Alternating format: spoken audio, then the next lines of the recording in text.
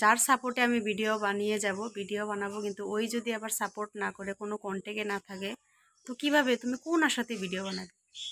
কারণ একবার ভাবি ভিডিও দেব, আর একবার ভাবি ভিডিও দেব না, কি হবে ভিডিও বানিয়ে? ভাইরাল তো হবই না। একবার লোকে আশা দেয় ভিডিও বানাও, আমি পাশে আছি, আমি সাপোর্ট করব, আর একবার ফোন করলে ফোন রিসিভ করে না, কোনো রিয়াকশন। সেই গ্রো হয়, সেই আবার মানে যার সাপোর্টে আমি ভিডিও বানিয়ে যাব, ভিডিও বানাবো, কিন্তু ওই যদি আবার সাপোর্ট না করে, কোনো কন্টেক্টে না থাকে, তো কিভাবে তুমি কোন আশাতে ভিডিও বানাবে? কারণ যার ভিডিওই দেব না, কি হবে ভিডিও আপলোড করে? ওর তো সাপোর্টই নেই, ও তো সাপোর্টই করছে না আবার আমাকে। তো যাদের জন্য আমি ভিডিও বানাচ্ছি, যাদের সাপোর্টের জন্য আমি ভিডিও বানাচ্ছি, তারাই যদি আবার সরে যায়, সাপোর্ট না করে, তো কি মনে হবে বলো? জন্য বারবার ভিডিও বানাই, বানিয়ে আবার স্টপ দেই, মন ভেঙে যায়, আবার সাহস দেয় যে ভিডিও করো, আমি পাশে আছি। এরকম মানে আমার আমার সাথে বারবার এমনটাই হচ্ছে গাইস। সেই জন্য আমি খুব মানে কি বলবো, বলার মতো কোনো ভাষাই নেই। দু একটা করে ভিডিও আপলোড করি, ভিউজ ভালোই আসে, ইউটিউব চ্যানেলটা ভালোই গ্রো হয়েছে, কিন্তু কি করবো, কারণ ইউটিউব চ্যানেলটা কি জানো, মানে কি বলবো, কারো সাপোর্ট ছাড়া হয় না। ইউটিউব চ্যানেল একা একা কোনোদিনও সাকসেস হতে পারবে না, তুমি কারোর সাপোর্ট চাই। কিন্তু আমি যাও একজনের সাপোর্ট পেয়েছি, তাও মানে কি বলবো, সময়তে সাপোর্ট করে, সময়তে সাহস দেয়, আবার সময় নেই, কোনো রেসপন্স নেই। তো কি করব বলো?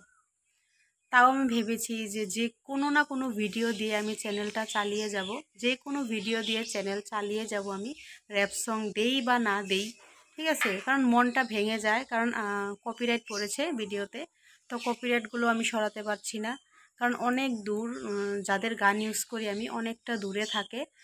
তো একবার ভাবি যে যাব, আবার ভাবি যে কিভাবে যাব, আমার তো ফ্যামিলি আছে, ছোট একটা ছেলে আছে, কিভাবে যাব? তো সেই জন্য ভাবলাম যে ভিডিও দিয়ে থাকবো, ঠিক আছে, ভাইরাল হোক বা না হোক, চ্যানেলটাকে আমি কন্টিনিউয়াসলি মানে কন্টিনিউয়াস করে রাখবো আমার ইউটিউব চ্যানেলটা।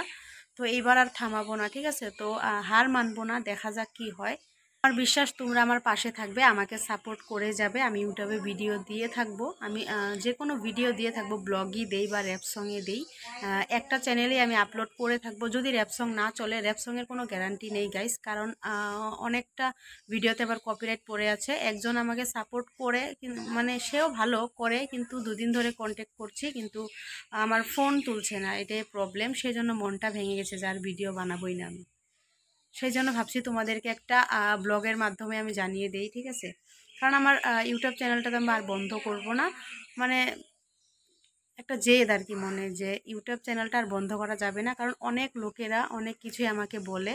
তো যদি আবার স্টপ করে দিই, আবার লোকের হাসির পাত্র হয়ে যাব, ঠিক আছে?